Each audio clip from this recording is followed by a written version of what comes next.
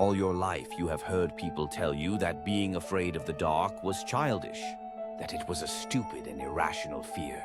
But what those people don't know is that there is very much to be afraid of. My story goes back to my childhood and is based on events that actually happened when I was younger. As a young man of 17, I have been told by professionals that I suffer from acluphobia, or in other words, fear of the dark. Multiple times I have told family and these professionals that I was never afraid of the dark, but instead some force that laid in wait beyond visibility. I would recall moments in my childhood when an overpowering, dark figure would approach me in my room and I would black out. And the next morning I would be covered in bruises with no memory of the night before except for the being. The figure was no bigger than any man I had at the time met, but he was far stronger.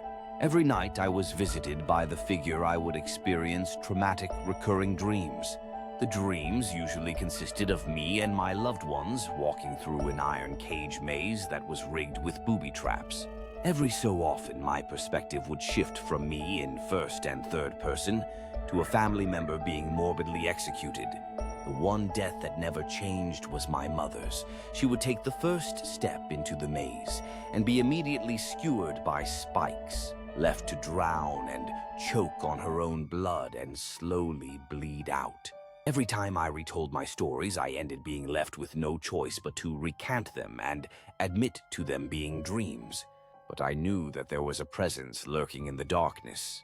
It watched me growing up into a tall, strong, and smart young man, and has left me for who knows why these last few years.